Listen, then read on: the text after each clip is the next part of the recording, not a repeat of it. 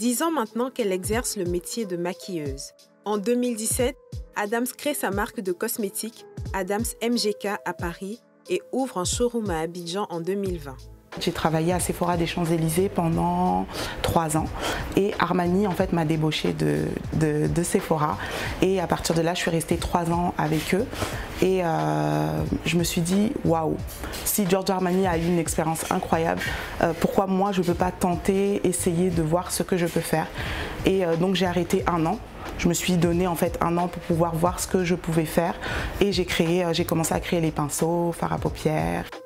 Après des études en comptabilité, elle décide de se lancer dans l'esthétique, malgré la réticence de ses parents.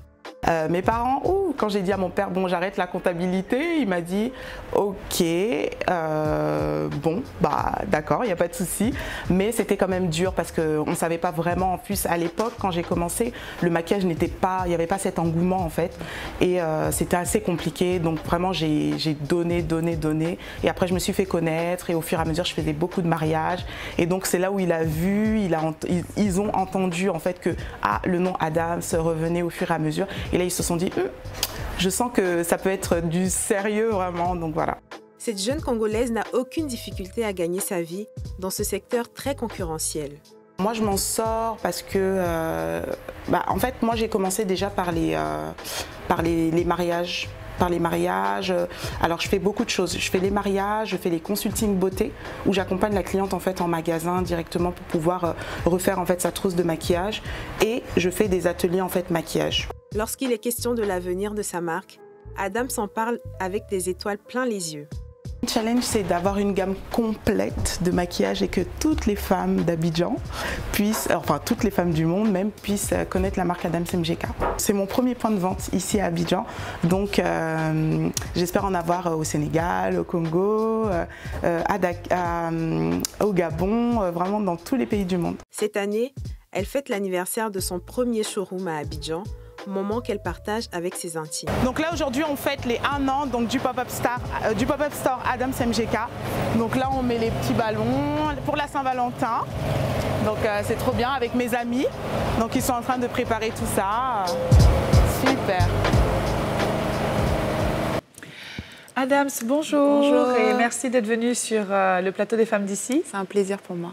Alors, dites-nous un petit peu comment toute cette aventure a commencé. Qu'est-ce qui vous a donné envie de rentrer dans ce milieu de la cosmétique, de la beauté, etc. Alors, c'est à l'âge de 15 ans en fait que j'ai commencé. Je savais déjà ce que je voulais faire, mais pour mes parents. Donc, j'ai commencé à aller, en fait, j'ai fait un BEP comptabilité.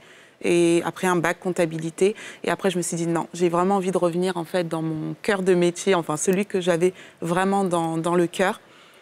Du coup, donc j'ai fait un CAP en fait esthétique en 2009. Ouais, en 2009, j'ai fait un CAP esthétique, donc pendant 1 an. Et ce qui est top en fait en esthétique, c'est qu'il y a énormément en fait de choix. C'est soit tu pars en spa, soit tu pars dans tout ce qui est esthétique, ou sinon du coup dans le maquillage. Et quand j'ai fait mes stages, en fait, je me suis vraiment basée en fait sur le maquillage. Voilà. Et alors cette passion, ça fait 10 ans que vous l'avez concrétisée, hein, si j'ai bien compris. C'est ça. Et quand est-ce que vous passez le cap de je suis esthéticienne, je suis dans les cosmétiques, je vais créer ma propre marque et pourquoi?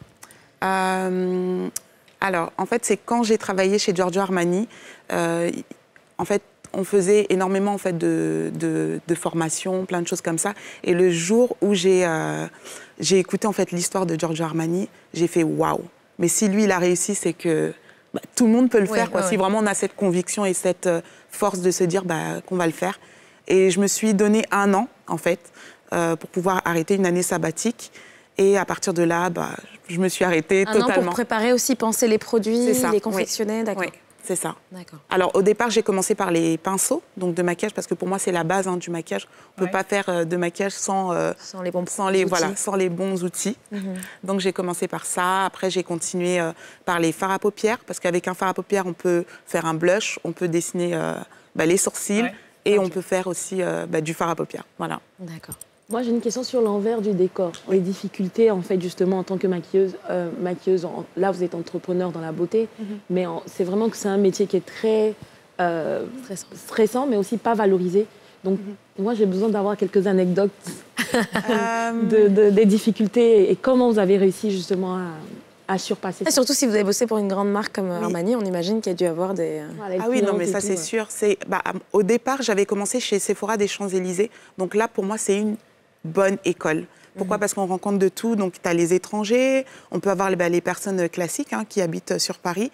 Et moi, j'arrivais pas à toucher en fait les clientes parce que je me disais, mais comment je vais faire? Elle a des petites paupières, comment je vais faire pour la maquiller? Donc, c'était plus ça la difficulté. On me disait, oui, mais non, c'est pas ce que je veux. Donc, c'était vraiment en fait là la difficulté. Adaptation. Oui, voilà, c'est ça. Et aujourd'hui, le marché de la beauté est très ouvert. Je sais qu'il y a beaucoup Énormément. de compétition. Comment vous faites pour vous différencier par rapport à toutes ces maquilleuses, comme on dit, qui existent et qui se... Voilà. J'ai eu de la chance en fait d'avoir commencé en 2009. Donc Avant du coup, la les gens, tendance. vraiment, ça Parce c'était- qu'aujourd'hui, tout le monde fait du maquillage, Ouais, non? c'est ça, C'est ouais. ça. Donc j'ai vraiment eu de la chance de commencer en 2009. Il n'y avait pas forcément... Les gens ne lâchaient pas leur travail pour devenir maquilleuse professionnelle. Et nous aussi, on travaillait aussi à côté, mais toujours dans le même domaine et tout. Et du coup, les gens, au fur et à mesure, ils ont commencé à nous connaître, enfin à me connaître. Et j'ai eu cette chance-là, en fait. Mais sinon, c'est vrai qu'aujourd'hui, c'est vraiment difficile. Oui. Et vous n'avez pas commencé avec une page YouTube et Non, même voilà. pas. Il n'y avait pas encore cette tendance où on est sur les réseaux sociaux. C'est vraiment le bouche à oreille. On donne ton numéro par-ci, par-là. Mais sinon, c'était vraiment... Mais c'était quand même difficile, quoi. Ouais. De On imagine les débuts ont oui. dû être C'est difficiles. ça. Alors, vous avez ouvert votre pop-up store ici à Abidjan. Alors, ma première question, c'est pourquoi Abidjan, pour Abidjan commencer?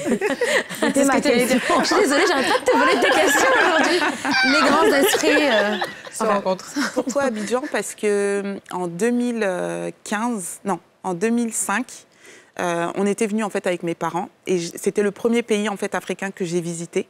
Pourtant, je suis congolaise de... Alors, j'allais vous demander, vous êtes d'où? Non, je suis congolaise de Brazza, D'accord. de Brazzaville, et j'ai eu un coup de cœur. Pourtant, la guerre finissait à cette époque-là. Ah oui, oui, oui. Ouais. Mais j'ai eu un coup de cœur pour le pays.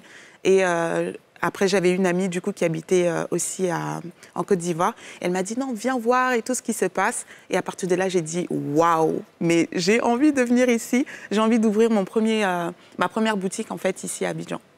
Ah, c'est l'amour de la Côte d'Ivoire. C'est ça. Je peux vous comprendre. Je peux partager. Alors, sur la marque alors, on finit par créer et lancer sa marque. Moi, ça me paraît tellement flou. Lancer une marque de make-up ici. Qu'est-ce qui fait justement la différence entre la marque Adams, MGK, D'accord. et toutes les marques justement qu'il y a sur le marché, on va dire à Abidjan?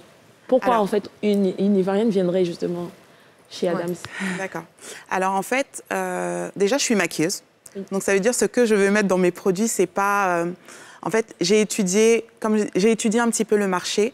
Quand je travaillais en fait chez Giorgio Armani, je voyais un petit peu ce que les clientes en fait recherchaient. Par exemple, les produits, tout ce qui est les pinceaux. C'est pour ça que j'ai commencé par ça. La texture, comment choisir un bon pinceau. Donc c'est pour ça que j'ai fait un kit de pinceaux complet, voilà, avec du très bon poil, à prix abordable aussi. J'ai commencé par les fards à paupières. Donc moi je suis vraiment... je me suis vraiment focalisée sur les peaux noires et métissées. C'est ça. Donc ça veut dire qu'il faut savoir que nous, les peaux noires et métissées, on a une paupière très humide. Donc je suis partie sur des textures crème poudrée. Vous voyez, comme ça reste vraiment toute la journée. On n'a pas forcément besoin de mettre une base de fard à paupières. Donc vraiment, j'ai étudié en fait tout ça. Ouais. Et c'est pour ça que quand je montre à la cliente, je lui essaye, elle dit waouh, c'est bon, je le prends. Et vos tarifs, les tarifs de vos produits partent de Alors par quelle exemple, marge? pour un kit de pinceaux complet, c'est 27 000. Donc c'est un kit de 10 pinceaux et j'offre une petite trousse, comme ça vous pouvez les ranger directement dessus. Une palette, elle est à 12 000, donc vous avez 6 couleurs dessus. Ouais, de nuances. Ouais. Voilà, de nuances. Et voilà. Alors, quand vous avez commencé Adams, finalement, comme vous dites, c'était pas si compétitif que ça. Aujourd'hui, on a aussi toutes ces célébrités, Rihanna, Eko, qui lancent leur marque et qui sont associées à leur popularité, leur notoriété. Est-ce que ça, surtout le fait qu'elles aient toutes vendu ce côté marque inclusive pour les femmes noires, pour toutes les teintes, le maximum de choix possible, est-ce que c'est aussi quelque chose qui vient vous porter, voilà, préjudice, pas préjudice, mais qui rend les choses plus compliquées pour ce... Oui, quand même, un peu. Hein.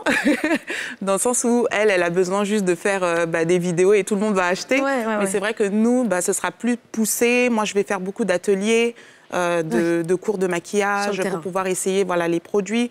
Et le conseil, c'est super important. Parce que je sais que si aujourd'hui, je te conseille un fond de teint, on essaye, on teste, tu vas plus adhérer en fait à ce produit-là. Donc, c'est vraiment, D'où le fait de se déplacer et de voyager. Voilà, c'est ça.